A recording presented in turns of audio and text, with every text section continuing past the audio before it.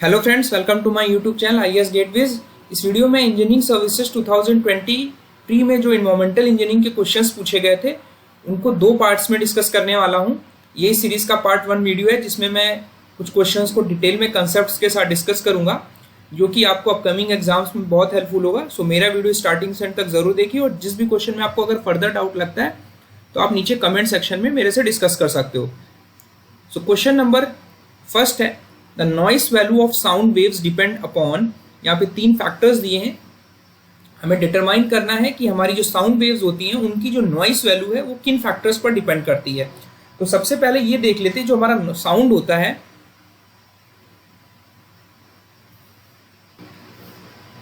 वो हमारा वाइब्रेशंस होते हैं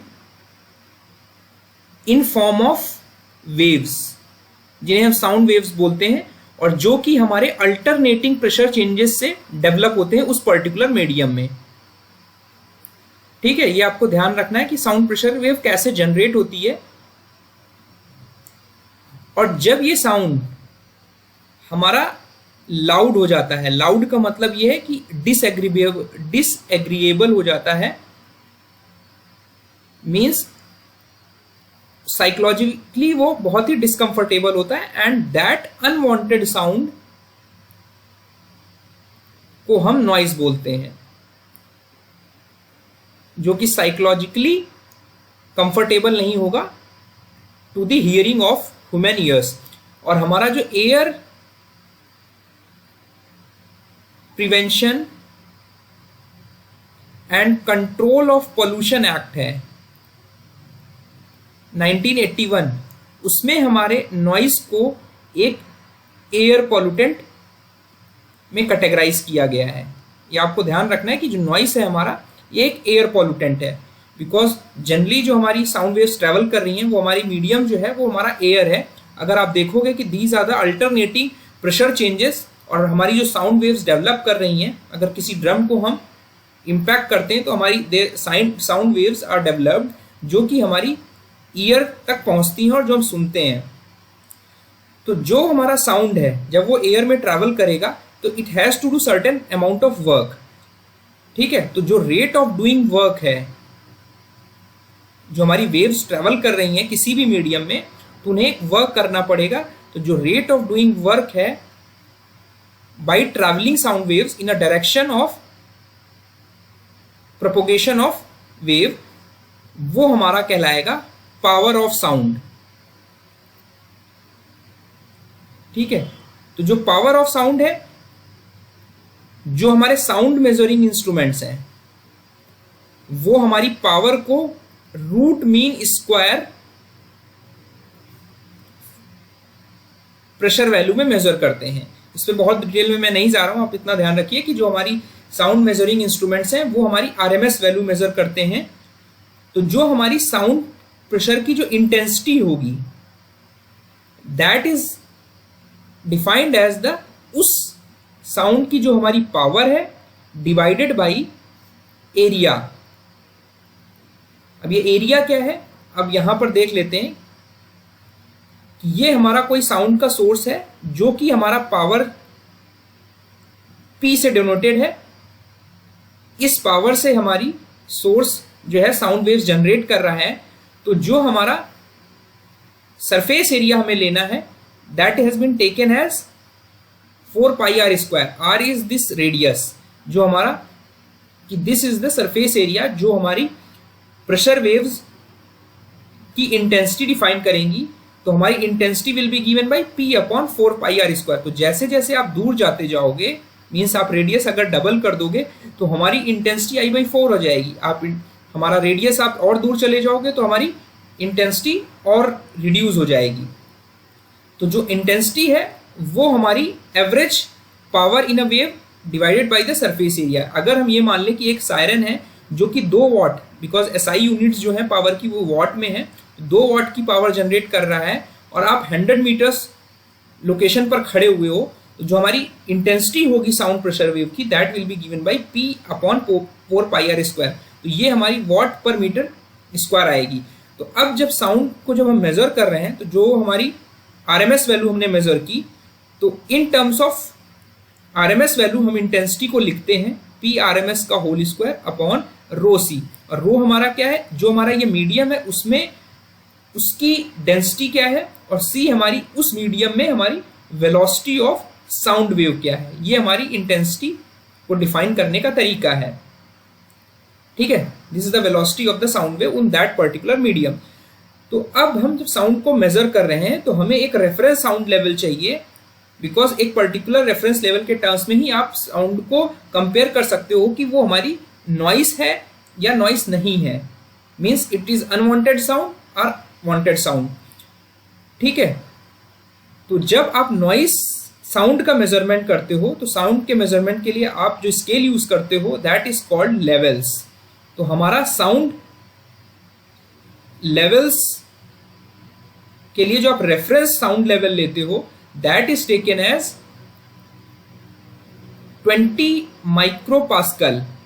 ये वैल्यू जो है प्रेशर वैल्यू है जो कि हमारी फेंटेस्ट साउंड है जो हमारे ईयर्स सुन सकते हैं। This is the minimum sound level. इसके नीचे अगर हमारा साउंड होगा तो हमारे ईयर उसको कैप्चर नहीं कर पाएंगे। तो जो हमारा मिनिमम साउंड लेवल है जो हमारे ईयर सुन सकते हैं वो हमारा 20 माइक्रोपास्कल है। उसके रेफरेंस में हम अपने साउंड को बेल्स में रिप्रेजेंट करते हैं। बेल हमारी साउंड लेवल मेजर करने की यूनिट है, और डेसिबल जो है वो हमारी उससे भी छोटी यूनिट है, and 1 decibel is equal to 1/10 of bels, ठीक है। तो जो आप साउंड लेवल का मेजरमेंट कर रहे हो मैथमेटिकली आप उसको लॉगरिथमिक इक्वेशन के फॉर्म में लिख सकते हो इन dB decibels 10 log of base 10 Q upon Q not. तो अब हमारा जो बेस है वो हमारा प्रेशर लेवल के टर्म्स में अगर बात करोगे तो आप इसको प्रेशर लेवल लिख सकते हो 10 log upon P RMS upon 20 माइक्रोपास्कल का होल स्क्वायर। बिकॉज आप जो इंस्ट्रूमेंट्स यूज कर रहे हो वो हमारे RMS वैल्यू मेजर कर रहे हैं, and that is expressed by this relation because intensity is directly proportional to square of RMS value of pressure value। तो जो हमारी साउंड लेवल है जिसे आप नॉइस वैल्यू भी बोल सकते हो वो आपकी किस पर डिपेंड कर रही है, आपकी इंटेंसिटी ऑफ साउंड वेव पर डिपेंड कर रही है, और इंटेंसिटी फर्दर हमारी जो है वो हमारी डिपेंड कर रही है वेलोसिटी ऑफ साउंड वेव, ठीक है। ये हमारा वेलोसिटी ऑफ साउंड वेव है, और जो वेलोसिटी ऑफ साउंड वेव है that can be expressed as lambda into F which is wavelength, और हमारी फ्रिक्वेंसी क्या है साउंड वेव की उसके टर्म्स में लिख सकते हैं, ठीक है। तो यहां पर लिखा है कि जितनी ज्यादा यहां पर सपोज ये हमारा एम्पलीट्यूड है उस प्रेशर वेव का, तो जब हमारी इंटेंसिटी बहुत ज्यादा होगी तो हमारे जो ऑसिलेशंस होंगे वो भी काफी ज्यादा होंगे, और एम्पलीट्यूड भी हमारा ज्यादा होगा, और जो प्रेशर का मैक्सिमम मिनिमम वैल्यू है वो भी हमारी ज्यादा होगी। तो जैसे जैसे आप इंटेंसिटी को बढ़ाओगे तो आपकी जो साउंड लेवल है वो इंक्रीज करेगा। This is a noise level, noise value बोल सकते हो। और आपकी जो फ्रिक्वेंसी घटेगी तो आपकी intensity of sound pressure wave बढ़ेगा, और हमारा साउंड प्रेशर लेवल भी बढ़ेगा। तो इसका मतलब ये हुआ, यहाँ पर अगर आप ऑप्शंस देखोगे तो यहाँ पर दिया है कि noise value of sound waves depends upon frequency of sound waves because intensity of sound waves is directly related with frequency of sound wave. तो ये दोनों ऑप्शंस तो करेक्ट हो गए। जो थर्ड ऑप्शन है इसमें बोल रहा है कि time of exposure of sound waves, तो जो नॉइस का वैल्यू है मीन साउंड लेवल है वो time of exposure of sound waves पे डिपेंड नहीं करेगा, ये डिटरमाइन करेगा कि हमारा इम्पैक्ट क्या होगा। अगर हमारा नॉइस लेवल बहुत देर तक हमारा एक्सपोज्ड है किसी पर्टिकुलर सोर्स से, कोई बॉडी हमारी एक्सपोज्ड है, उसका कितनी देर तक इफेक्ट रहेगा, क्या इम्पैक्ट रहेगा, वो हमारा डिटरमाइन करेगा कि हमारा टाइम ऑफ एक्सपोजर कितना है उस साउंड वेव्स के लिए। मतलब पर्टिकुलर बंदा जो है अगर कोई हम मान लें कोई हमारा सोर्स है और यहाँ पे हमारा कोई आदमी है, तो कितनी देर तक हमारा ये एक्सपोज्ड होगा ये पर्सन इस साउंड लेवल से, वो इस नॉइस वैल्यू पर डिपेंड नहीं करेगा। वो ये डिटरमाइन करेगा कि इस आदमी पर इस साउंड वेव्स का क्या इम्पैक्ट पड़ रहा है। तो इसलिए ये ऑप्शन इनकरेक्ट होगा। करेक्ट ऑप्शन हमारा ऑप्शन 1 और 2 होगा। उसके बाद हमारा नेक्स्ट क्वेश्चन है, when chlorine is dissolved in water it reacts to form hypochlorite acid and hypochlorite ions at pH less than 5 chlorine exists in a water as। तो जो हमारी क्लोरीन होती है ये एज अ डिसइंफेक्टिंग एजेंट हम use करते हैं। तो जब हम क्लोरीन को पानी में डालते हैं, this is chlorine in molecular form, और जब आपने इसको पानी में डाला, दिस इज H2O, तो जो इनके बीच में रिएक्शन हो रही है वो डिटरमाइन करेगी कि हमारा pH क्या है और हमारा टेम्परेचर क्या है। ये हमारे मोस्ट इंपॉर्टेंट फैक्टर हैं जो डिसइंफेक्शन के रेट को डिसाइड करते हैं, ठीक है, और हमारा कितना इफेक्टिव डिसइंफेक्शन होगा उस पर भी ये डिपेंड करता है। तो जब हम क्लोरीन को पानी में डालते हैं, ये हमारा वाटर है, तो हमारा जो डिसइंफेक्शन प्रोसेस है होता कैसे ये देख लेते हैं। कि हमारा एक प्रोसेस कहलाता है एंजाइमेटिक हाइपोथेसिस, जो कि डिसइंफेक्शन प्रोसेस को गवर्न करता है, और इसी के बेसिस पर हमारा एक चिक्स लॉ है जो rate of killing of micro organisms के लिए है। जो आपके बैक्टीरियाज हैं, जो आपके पैथोजेंस हैं, वो किस रेट से मर रहे हैं, और depending upon the contact period, pH and temperature, वो हमारा चिक्स लॉ से गवर्नड है। यहाँ पर अभी मैं वो लॉ नहीं डिस्कस कर रहा हूँ, उसका ब्रीफ जो मैकेनिज्म है एंजाइमेटिक हाइपोथेसिस में, वो होता क्या है कि जो हमारे बैक्टीरियाज हैं, ये मान लेते हैं हमारे बैक्टीरियाज हैं जो हमारे पानी में प्रेजेंट है, और इनकी हमारी ये सेल वॉल है। तो जैसे ही आप क्लोरीन को पानी में डालते हो तो क्लोरीन पानी के साथ रिएक्ट करके जो भी हमारा कंपाउंड बनाता है वो हमारा इनकी सेल वॉल्स पर अटैक करता है। ये हमारी सेल वॉल्स हैं। इन सेल वॉल के साथ रिएक्ट करके क्लोरीन या क्लोरीन का जो भी कंपाउंड हमारा बन रहा है वो क्या करता है, वो हमारी इंजाइम्स को किल कर देता है।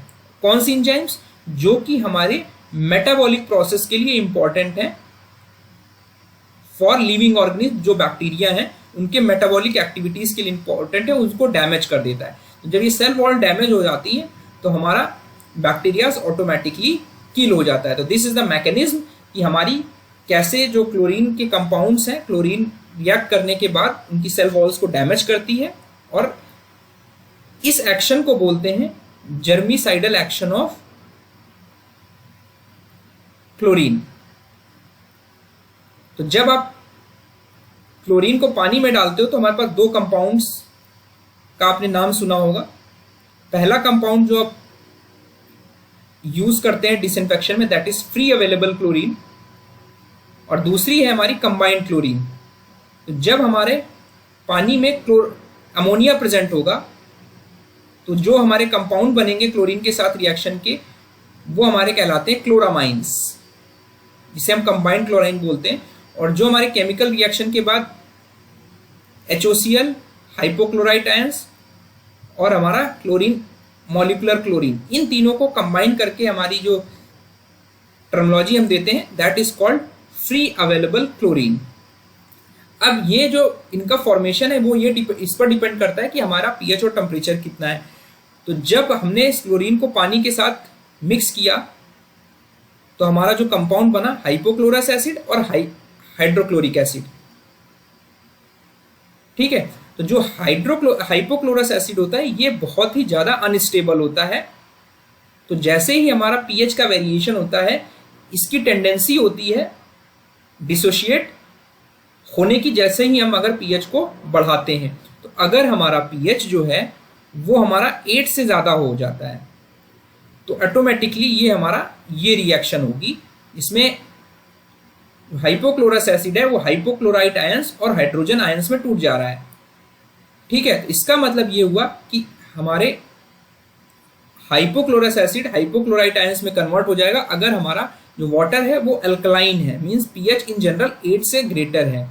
और ये इक्वेशन जो रिएक्शन है ये हमारी रिवर्सिबल इक्वेशन है। अगर हमारा फिर से पीएच आप लेस देन 7 कर दोगे बट ग्रेटर देन 5 तो ये रिएक्शन हमारी वापस से रिवर्ट होगी और हमारा जो मेजर वाटर में हमारा जो कंपाउंड अवेलेबल होगा क्लोरीन का वो हमारा होगा hypochlorous acid, because acidic environment में हमारा हाइपोक्लोरस एसिड सबसे ज्यादा स्टेबल रहता है, इसी वजह से वो डिसोसिएट नहीं करेगा, बिकॉज ये खुद एक एसिड है। तो एसिडिक एनवायरमेंट में जब रहेगा तो it will in the stable stage. तो जैसे ही आपने पीएच 8 से ऊपर किया वैसे ही ये डिसोशिएट होकर हाइपोक्लोराइट आयंस और हाइड्रोजन आयंस में टूट जाता है। और जब हमारा पीएच, अगर आप फर्दर पीएच रिड्यूस कर दोगे पानी का, तब क्या होगा कि जो आपने क्लोरीन डाली उसका वाटर के साथ कोई रिएक्शन नहीं होगा, और ना रिएक्शन होने की वजह से जो क्लोरीन आपने डाली वो एलिमेंटल फॉर्म में, एलिमेंट मॉलिक्यूलर फॉर्म में क्लोरीन अवेलेबल रहेगी वाटर में। ठीक है, तो ये इंपॉर्टेंट एस्पेक्ट है, आपको ध्यान रखना है। तो क्वेश्चन में ये पूछा गया है कि हमारा पीएच जो है 5 से कम है तो हमारा जो क्लोरीन है वो मॉलिक्यूलर फॉर्म में अवेलेबल रहेगी, it will not react with water, ये पानी के साथ रिएक्ट नहीं करेगी, there will be no reaction of chlorine with water. इस वजह से ये टेम्परेचर सेंसिटिव रिएक्शंस होती हैं डिसइंफेक्शन प्रोसेस में, जो कि हमारे मैथमेटिकली चिक लॉ से गवर्न है। अगर हम इसको ग्राफिकल तरीके से समझें, जैसे हम पीएच बढ़ा रहे हैं, जैसे ही हमारा पीएच 8 से ऊपर जा रहा है तो हमारा maximum amount of hypochlorite ions available है वाटर में, और अगर हम पीएच 5 से नीचे जाते हैं तो आप देखोगे कि हमारा जो HOCl है वो हमारा कोई उसकी कुछ भी अवेलेबिलिटी नहीं है, it is at 0 level. And 5 to 7 में हमारी जो के पीएच में हमारा जो मैक्सिमम अवेलेबिलिटी है HOCl की, ये हमारी HOCl के फॉर्म में, मीन्स 5 से 7 तक पीएच रह रहा है तो HOCl हमारा अवेलेबल है, मीन्स डिसोसिएशन नहीं होगा। पीएच बढ़ते ही इट विल गेट डिसोशिएटेड, और हमारा पीएच 5 से कम होगा तो there will be no reaction of chlorine with water. ठीक है, तो ये इंपॉर्टेंट एस्पेक्ट है, ध्यान रखना है। तो यहां पर मैंने चीजें समराइज की हुई हैं कि हमारा जो पीएच है 7 से कम है तो HOCl डिसोशिएट नहीं करेगा, it will remain as it is. But यहां पर इसको एश्योर करने के लिए हमारा पीएच 5 से ग्रेटर होना चाहिए। अगर 5 से कम हो जाएगा तो कोई रिएक्शन ही नहीं होगा हमारे क्लोरीन और पानी के बीच में। और जो हमारी फ्री रेसिडुअल हाइपोक्लोरस एसिड है ये हमारा 1000 टाइम्स मोर इफेक्टिव होता है जो कंबाइंड रेसिडुअल मोनोक्लोरामाइंस यानी कंबाइंड क्लोरीन्स होती हैं, ये आपको ध्यान रखना है। तो इसी को इसलिए बोलते हैं कि जो हमारा जर्मिसाइडल एक्शन है क्लोरीन का वो हमारा इंस्टेंटेनियस होता है, बिकॉज उस केस में हमारा हाइपोक्लोरस एसिड जो होगा वो इंस्टेंटेनियस किलिंग करेगा। ठीक है, बट जो हमारे कंबाइंड क्लोरीन्स होते हैं उनका जो डिसइंफेक्शन रेट है वो हमारा लॉन्ग टर्म इफेक्ट में होता है, means it will take long term timing for the disinfection process. तो यहाँ पर करेक्ट आंसर ऑप्शन ए होगा। उसके बाद आते हैं which of the following chemical parameters are associated with organic content of water. तो ऑर्गेनिक कंटेंट का मतलब ये है कि हमारे वाटर में जो ऑर्गेनिक मैटर प्रेजेंट है उसका हम पहले देख लेते हैं सोर्स क्या होता है। जो भी ऑर्गेनिक मैटर हमारा अवेलेबल है पानी में, चाहे वो सीवेज में हो या हमारा नॉर्मल वाटर में है, अगर हमारा ऑर्गेनिक मैटर वाटर है, ऑर्गेनिक मैटर है तो जो उसका मेन सोर्स होता है वो जनरली हमारे डिग्रेडेड प्लांट्स एंड एनिमल्स होते हैं, जिसकी वजह से हमारा जो वाटर है उसमें हमारा ऑर्गेनिक मैटर अवेलेबल होता है। तो जो ऑर्गेनिक मैटर होता है हमारा दो तरीके से हम इसको क्लासिफाई कर सकते हैं। एक होगा हमारा biologically active.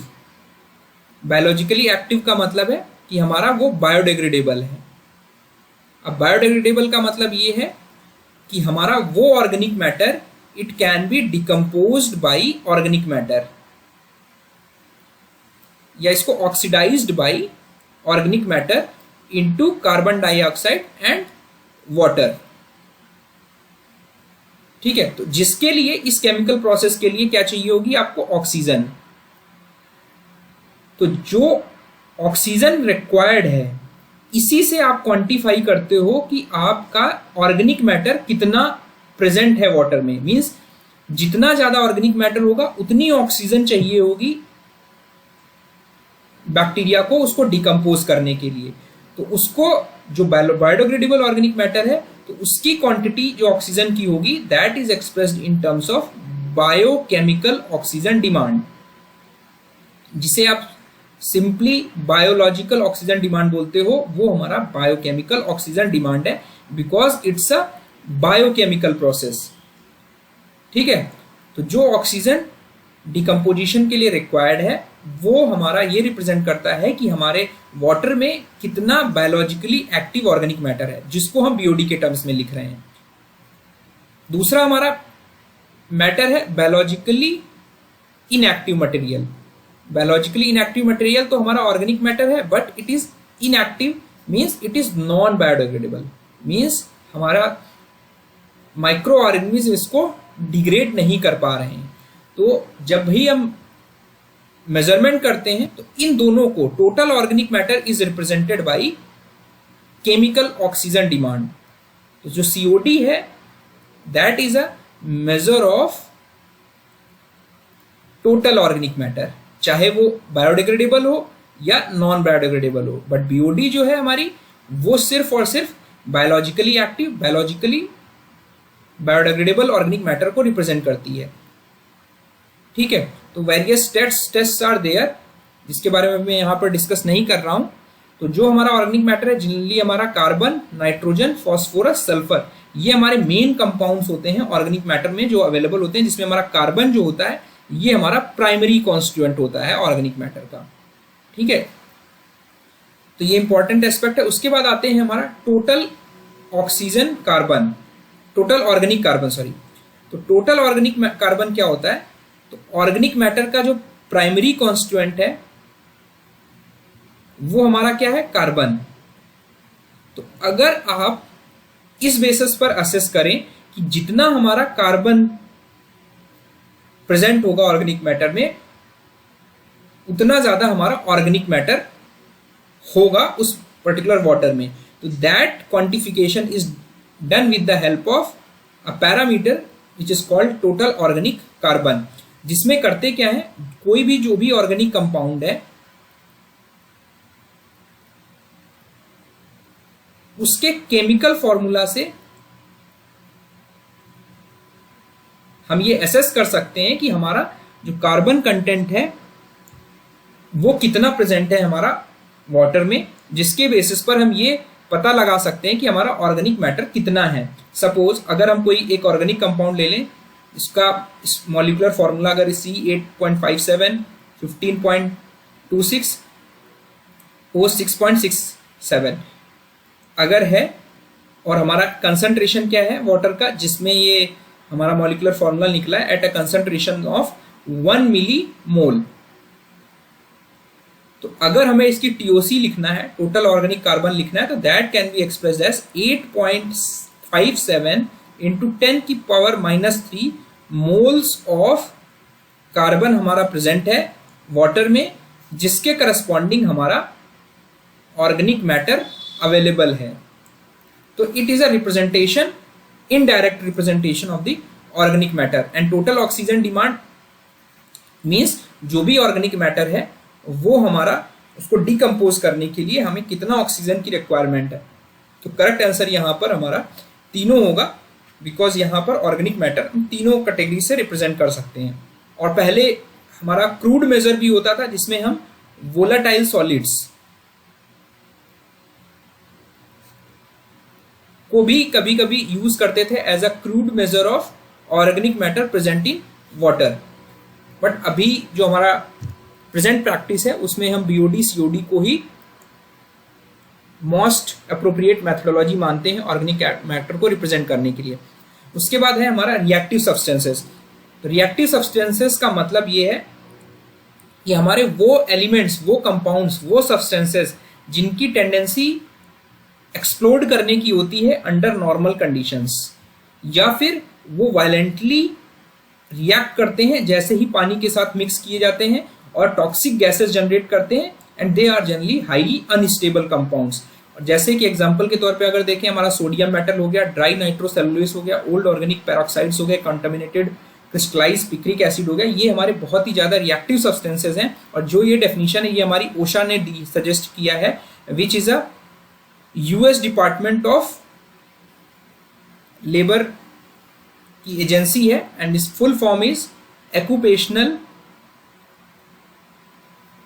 Safety and health administration. तो ये जो डेफिनेशन है ये उनके मैनुअल की है जो कि इस एग्जाम में पूछी गई है डायरेक्टली। तो हमारे जो रिएक्टिव कंपाउंड्स है उनको आपको प्रॉपरली स्टोर करना है because they react violently and spontaneously instantaneously under standard temperature and pressure of with water, air, light and other external factors. तो यहाँ पे आप देखोगे तो मोस्ट अप्रोप्रिएट आंसर जो होगा it will be A, unstable under normal conditions and they can, normal conditions में हमारा जो temperature and pressure required available है नॉर्मल कंडीशंस में उसमें ही ये अनस्टेबल होते हैं। कोई अलग से इनको स्टैंडर्ड कंडीशंस नहीं चाहिए कि जिसमें ये अनस्टेबल होंगे, नॉर्मल कंडीशंस में ही ये अनस्टेबल होंगे, जिसकी वजह से जैसे ही ये कांटेक्ट में आएंगे पानी या वाटर के, they may cause explosions and liberate toxic fumes, gases, white water vapours when mixed with water. उसके बाद हमारा नेक्स्ट क्वेश्चन है flocculation is the process of. तो सबसे पहले यहाँ पर थोड़ा सा कंसेप्ट समझ लेते हैं कि जो हमारा वाटर होता है जब हम उसका प्यूरिफिकेशन करते हैं तो जब भी हमारे पानी में फाइन सस्पेंडेड मड पार्टिकल्स होंगे तो इनकी जो जनरल टेंडेंसी होती है दे रिमेन इन सस्पेंशन, वो हमारे सेटल नहीं होते। तो जो हमारा प्राइमरी सेडिमेंटेशन टैंक है जनरली जो उसमें डिटेंशन पीरियड रहता है उस डिटेंशन पीरियड में हमारे ये प्राइमरी सेडिमेंटेशन टैंक में सेटल नहीं होते हैं, इसलिए इनको हमें अलग से रिमूव करना पड़ता है बिकॉज ये always remain in suspension under normal conditions because they are generally, जिनका साइज होता है ये कोलाइडल पार्टिकल्स कहलाते हैं, जिनका जो साइज है वो हमारा 1 नैनोमीटर से 1 माइक्रोन तक होता है, ठीक है। और because in general they are negatively charged,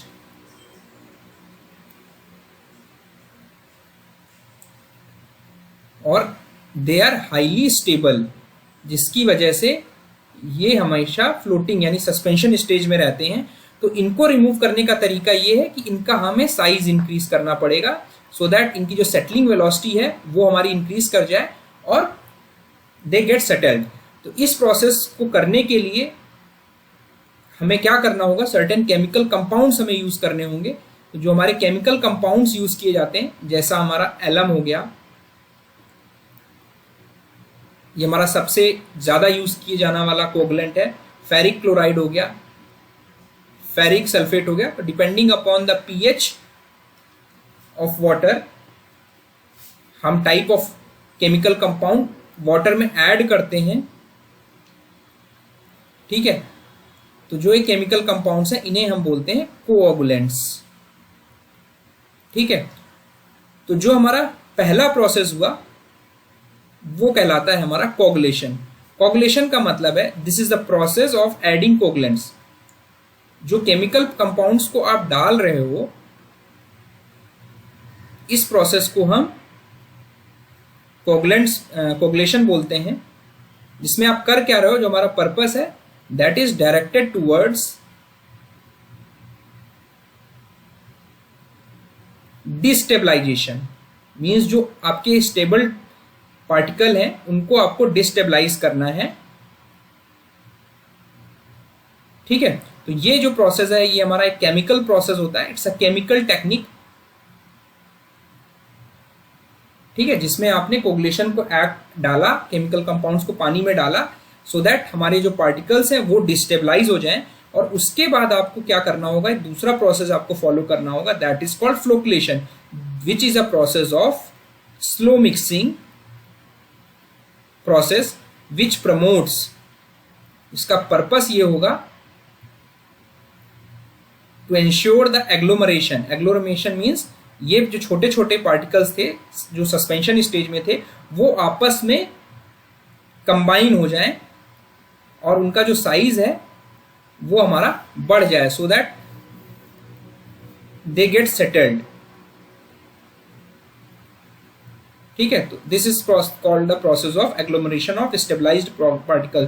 तो एग्लोमरेशन के बाद जो कई सारे पार्टिकल से मिलकर हमारा जो बनता है particle that is called floc, जो हमारा जेलेटिनियस नेचर का होता है, which is a gelatinous precipitate. तो इस प्रोसेस को हम फ्लोकुलेशन बोलते हैं, बिकॉज हम पानी को स्लोली मिक्स करते हैं जब हमने कोगुलेंट ऐड किया, सो दैट हमारे जो छोटे पार्टिकल्स हैं वो आपस में जुड़ जाएं एंड फॉर्म्स दी फ्लॉक, जिनका साइज जो होगा वो ज्यादा होगा एंड दे गेट सेटल्ड, और उसके बाद हम उनको फर्दर सेडिमेंटेशन प्रोसेस से, डिकेंटेशन प्रोसेस से रिमूव कर सकते हैं। तो this is the gentle mixing of water and coagulant allowing the formation of the large particles of the floc. तो यहाँ पे ये प्रोसेस मैंने दिखाया हुआ है, and this is a slow mixing tank जहां पर हमारा फ्लोकुलेशन प्रोसेस हो रहा है, जिसके बाद में आपने डिकेंटेशन, फ्लोटेशन एंड फिल्ट्रेशन करके आपने वाटर को ट्रीट किया है। आई होप मेरा वीडियो आपको पसंद आया होगा। इस तरह के वीडियोस फर्दर मैं बनाता रहूंगा। Thank you.